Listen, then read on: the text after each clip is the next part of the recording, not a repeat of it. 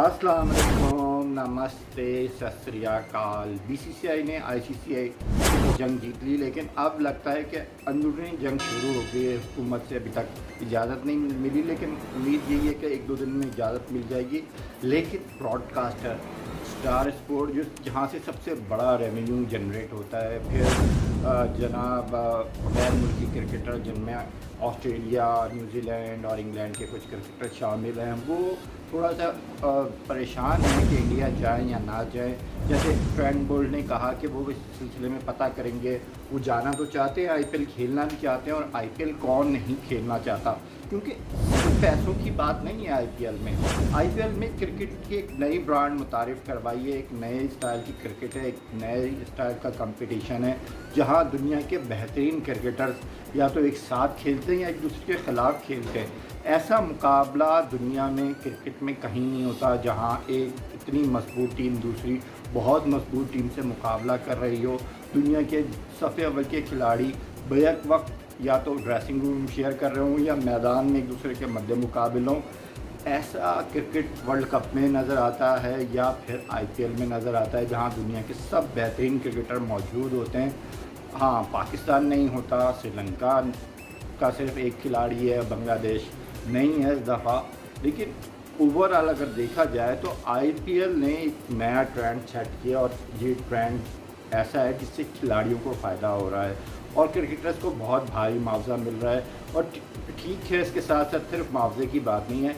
आप देख लें कि ऑस्ट्रेलिया हो गया, इंग्लैंड हो गया, न्यूजीलैंड के क्रिकेटर इंडिया में आते हैं और इंडिया को टफ़ टाइम देते हैं, और ये क्रिकेट में मुकाबले का रुझान बन गया है। जबकि इंडिया के खिलाड़ियों को बिग बैश या ब्लास्ट ना खेलने की इजाज़त देके भारत ने जो है गलती की है, क्योंकि भारतीय खिलाड़ी फिर सफ़र करते हुए नज़र आते हैं। जब वो ऑस्ट्रेलिया जाते हैं, जब वो इंग्लैंड जाते हैं, न्यूजीलैंड जाते हैं, सफ़र कर रहे होते हैं। लेकिन अब ऐसा लगता है जैसे ऑस्ट्रेलिया, न्यूजीलैंड या इंग्लैंड के खिलाड़ी जब इंडियन कंडीशंस पे खेल रहे होते हैं, तो वो माजी की तरह इतनी परेशानी नहीं होती, इतनी इजीली इंडिया नहीं जीत रहा होता। मुकाबले का रुझान होता है, एक मुकाबला हो रहा होता है, और आईपीएल की वजह से इन गैर मुल्की क्रिकेटर्स को, ख़ास करके ऑस्ट्रेलिया के, इंग्लैंड के और न्यूजीलैंड के क्रिकेटर्स को काफ़ी फ़ायदा हुआ है, और वो इंडियन कंडीशन से आगाह हो गए हैं।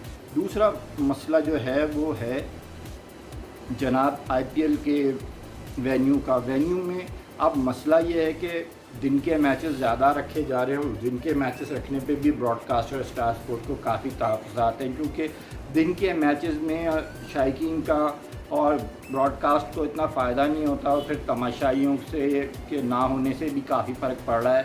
फ्रेंचाइज़ को भी मसला होगा, माली मसाइल होंगे, फिर खिलाड़ी भी कम रखने पड़ेंगे, और जनाब क्वारंटाइन भी करना पड़ेगा। तो काफ़ी मसाइल हैं आईपीएल की राह में। वो इसमें कोई शक नहीं है कि आईपीएल होगा, लेकिन आईपीएल के साथ साथ क्योंकि ये मुख्तलिफ़ किस्म का माहौल है और मुख्तलिफ़ किस्म की इस तरह की सिचुएशन कभी दुनिया ने पहले देखी नहीं है, तो लिहाजा जिस तरह से ये आईपीएल होगा इसमें कुछ प्रॉब्लम भी आएंगी, लेकिन ओवरऑल एक मेगा इवेंट होने जा रहा है। और वर्ल्ड कप के बाद अगर क्रिकेट का कोई सबसे सुपर डुपर इवेंट है तो यकीनन आईपीएल है, जिसमें दुनिया के बेहतरीन खिलाड़ी खेलते हैं। और अच्छा होगा जब इसमें तमाम दुनिया की टीमों के खिलाड़ियों को शामिल किया जाए, तो और अच्छी बात होगी। लेकिन बहरहाल ये बीसीसीआई का मसला है या आईपीएल की गवर्निंग काउंसिल का मसला है कि वो किन ममालिक के खिलाड़ियों को अपनी टीम में शामिल करती या नहीं करती। लेकिन ओवरऑल ये क्रिकेटर्स के लिए काफ़ी फ़ायदेमंद लीग है, और इसकी वजह से क्रिकेट को फ़ायदा हो रहा है, क्योंकि अब इंडिया में जो मैचेस होते हैं ऑस्ट्रेलिया, इंग्लैंड और न्यूजीलैंड के, वो काफ़ी दिलचस्प होते हैं। वन साइडेड मैचेस नहीं होते, और आसानी से ऑस्ट्रेलिया, इंग्लैंड या न्यूजीलैंड इंडिया से नहीं हारा होता। और ये वजह है आईपीएल की, कि आईपीएल की वजह से अब ये खिलाड़ी कंडीशन से आगाह हो जाते हैं और इन कंडीशन को इस्तेमाल करना सीख जाते हैं। एक और बड़ा मसला आ गया है जो ऑस्ट्रेलिया और इंडिया की सीरीज़ है। ऑस्ट्रेलिया और इंडिया की सीरीज़ के लिए जनाब गंगोली चाहते हैं कि क्वारंटाइन की मुद्दत 14 दिन से कम की जाए, लेकिन ऑस्ट्रेलिया ने वाजे कर दिया कि जनाब ऐसी कोई बात नहीं है, ऐसा कुछ नहीं होने जा रहा, क्वारंटाइन 14 दिन का ही होगा, और इंडिया के खिलाड़ियों को जिस क्वारंटाइन से गुजरना होगा, क्योंकि क्रिकेट ऑस्ट्रेलिया का कहना कि ये उनका फैसला नहीं है, बल्कि ये मेडिकल बोर्ड की तरफ से कहा गया हुक्मनामा है, जिसके पे अमल दरामद करना उनकी जो है जिम्मेदारी, और क्रिकेट ऑस्ट्रेलिया ही इस मसले को हल नहीं कर सकती। ऑस्ट्रेलियन हुकूमत के भी अहकाम हैं, और ऑस्ट्रेलियन हुकूमत के अहकाम के मुताबिक ही 14 दिन का क्वारंटाइन होगा, उसमें 2 टेस्ट होंगे। हाँ, इस 14 दिन के क्वारंटाइन में इंडिया की टीम को बहुत ज़्यादा सहूलत फराम की जाएगी, और तमाम जो है ट्रेनिंग और दीगर सहूलतें फराम की जाएंगी, और इंडियन टीम को किसी भी चीज़ की कमी नहीं उन्हें दी जाएगी। लेकिन गंगोली का ख्याल ये है कि इतनी देर क्वारंटाइन में रहना, फिर होटल में रहना, और बहुत ज़्यादा जो है कमरों में महदूद रहने से क्रिकेटर्स की कारकर्दगी में फ़र्क आएगा, क्योंकि खिलाड़ियों के अहले खाना भी उनके साथ नहीं होंगे, और जो खिलाड़ियों को वैसे ही मसाइल का शिकार करेंगे। फिर जो है क्वारंटाइन में रहना, फिर जनाब प्रैक्टिस खुलेआम ना होना, तो ये मसाइल बहुत ज़्यादा हो जाएंगे, और इंडियन खिलाड़ियों को काफ़ी मसला होगा। लेकिन क्रिकेट ऑस्ट्रेलिया फ़िलहाल क्वारंटाइन की मुद्दत कम करने के लिए तैयार नहीं है, और वही कह रहा है कि जनाब ऑस्ट्रेलिया की हुकूमत अगर इसकी इजाज़त देगी तो वो इस बारे में सोच सकते हैं। लेकिन फ़िलहाल क्वारंटाइन की जो 14 दिन की मुद्दत है वो भारतीय खिलाड़ियों को पूरी करनी पड़ेगी, क्योंकि वेस्ट इंडीज़ और पाकिस्तान की टीमें भी जब इंग्लैंड गई तो इंग्लैंड में उन्होंने 14 दिन का क्वारंटाइन किया। तो इंडिया के साथ भी ऑस्ट्रेलिया में ऐसे ही सलूक होगा, और कोई ख़ास सलूक नहीं होने वाला। उनका कहना था कि क्रिकेट ऑस्ट्रेलिया कोई जो है कन्फ्रंटेशन की तरफ नहीं जा रही, और 2021 के वर्ल्ड कप के लिए वो अपना केस लड़ेंगे, और कोशिश यही होगी कि 2021 का वर्ल्ड कप ऑस्ट्रेलिया होस्ट करे, और 2022 का वर्ल्ड T20 जो है भारत करे। लेकिन भारत ये चाहता है कि 2021 का वर्ल्ड T20 वो होस्ट करे, और ये मसला क्रिकेट ऑस्ट्रेलिया और BCCI के दरमियान अभी तक हलचलब है, और यही वजह है कि वर्ल्ड T20 को पोस्टपोन करने की मुद्दत में थोड़ी सी ताख़ीर की वजह भी यही थी। लेकिन ताहाल ये मसला अब जो है थोड़ा सा जो है गर्म होता जा रहा है, और अब जैसे जैसे वक्त गुजरेगा थोड़ा सा ये मामला होगा, और का भी उम्मीद यही कि फरवरी या मार्च तक डिसाइड हो जाएगा कि 2021 का वर्ल्ड T20 जो है आए ऑस्ट्रेलिया होस्ट करेगा या भारत। लेकिन ज़्यादातर उम्मीद यही है कि भारत क्रिकेट बोर्ड पूरी कोशिश कर रहा है, और ICC में भारत की बहुत चलती है। लेकिन मसला ये कि ऑस्ट्रेलिया भी कमज़ोर बोर्ड नहीं है, तो अगर दोनों में मुकाबला होगा तो फिर ICC में बहुत तगड़ा मुकाबला होने जा रहा है। लेकिन ऐसा लग रहा है कि भारत 2021 की मेज़बानी छोड़ने के लिए तैयार नहीं है, और ऑस्ट्रेलिया 2022 में मेज़बानी करेगा।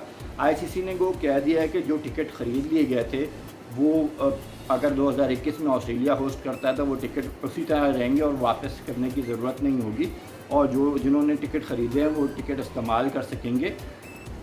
लेकिन BCCI ने फिर कहा है कि वो 2021 का होस्ट करना चाहता है, और उसकी पहली तरजीह यही है कि 2021 का वर्ल्ड T20 होस्ट करे, क्योंकि 2022 में वो करेगा। फिर 2022 के बाद IPL होगी, और IPL के बाद फिर 2023 का 50 ओवर का वर्ल्ड कप होगा। तो भारत के लिए इतना आसान नहीं होगा बहुत कम अरसे में 3 मेगा इवेंट को होस्ट करना। तो इसलिए ICC को भारत ने बोल दिया है कि वो 2021 का वर्ल्ड T20 होस्ट करना चाहता है, ऑस्ट्रेलिया 2022 का कर ले, और इस सारे मामले में जो है फ़ायदा हो जाएगा। वक़ार यूनुस कहते हैं कि पाकिस्तान के बाबर आज़म और शाहीन शाह अफरीदी जो हैं बिल्कुल विराट कोहली की तरह सुपर फिट हैं, और अपनी फ़िटनेस पे बहुत ख्याल करते हैं, और यही वजह है कि दीगर खिलाड़ी भी इनकी फ़िटनेस को देखते हुए अपनी फ़िटनेस बेहतर कर रहे हैं। और उम्मीद ये है कि पाकिस्तान के खिलाड़ियों की फ़िटनेस लेवल भी जल्द बेहतर हो जाएगी। उनका कहना है कि नसीम शाह पे उनकी पूरी नज़र है, और नसीम शाह के स्ट्रेस या स्ट्रेंथ को पे वो भरपूर तवज्जो दे रहे हैं। उनकी कोशिश है कि नसीम शाह से ज़्यादा लंबे स्पेल ना करवाए जाएँ, और वो उसको बेहतरीन तरीके से इस्तेमाल करना चाहते हैं। अभी नसीम शाह यंग है लेकिन बहुत टैलेंटेड है, और मैच जीतने के लिए अगर उससे ज़्यादा ओवर करवाए जाएंगे तो ये उसके लिए मसाइल का सबब बन सकते हैं।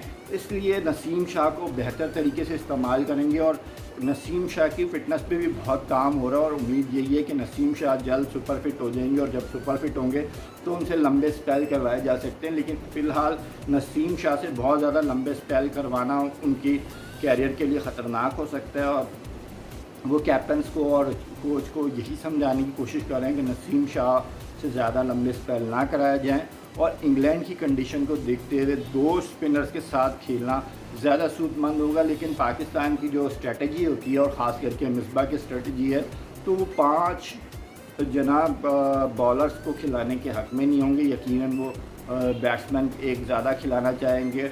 यही वजह है कि 3 फास्ट बॉलर और 1 स्पिनर के साथ ही मैदान में उतरना पड़ेगा। और अगर 2 स्पिनर हैं तो दोनों यासिर शाह और शादाब को खिलाने से भी मसाइल हल नहीं होंगे। लेकिन हाँ, अगर आप जनाब इफ्तिखार को खिलाते हैं तो एक आपके पास अच्छा स्पिनर ऑप्शन आ जाता है और दूसरा आप शादाब या काशुपट्टी या यासिर शाह को इस्तेमाल करते हैं, तो इस तरह आपके पास एक ऑप्शन ज़रूर आ जाता है कि आप इस्तेमाल कर सकते हैं। और ये देखते हुए अब ऐसा लगता है कि पाकिस्तान ने तो पहली टेस्ट की टीम फाइनल कर ली है और उम्मीद यही है कि शान मसूद और आबिद अली ओपनिंग करेंगे, अज़हर अली नंबर 3 पे आएंगे, नंबर 4 पे बाबर आएंगे, नंबर 5 पे असद शफीक आएंगे, नंबर 6 पे इफ्तिखार, नंबर 7 पे मोहम्मद रिजवान, नंबर 8 पे जनाब आपके आएंगे शाहीन शाह अफरीदी, नंबर 9 पे आएंगे आपके अब्बास, नंबर 10 पे आएंगे आपके यासिर शाह, नंबर 11 पे आपके आएंगे नसीम शाह। तो ऐसे लगता है कि फुल टीम का डिसाइड हो चुका है, लेकिन अभी दूसरा 4 रोज़ा प्रैक्टिस मैच है जिसके बाद हतमी टीम फाइनल कर ली जाएगी। और ऐसा लग रहा है कि सरफराज का कोई चांस नहीं है पहले टेस्ट के लिए, क्योंकि रिजवान ने 2 प्रैक्टिस मैच की दोनों इनिंग में बहुत अच्छी बैटिंग की है और सरफराज अपनी बैटिंग और की सलाहियतें साबित करने में नाकाम रह गए हैं। तो ऐसा लगता है कि सरफराज के लिए अभी मज़ीद इंतज़ार करना पड़ेगा इंटरनेशनल क्रिकेट के लिए। लेकिन आज के लिए हमारा प्रोग्राम मेरे ख्याल से ख़त्म होता है। कल हम फिर मिलेंगे और बहुत सारी बातें करेंगे। उस वक्त तक के लिए मुझे इजाज़त दीजिए। अस्सलाम वालेकुम, नमस्ते, सत श्री अकाल।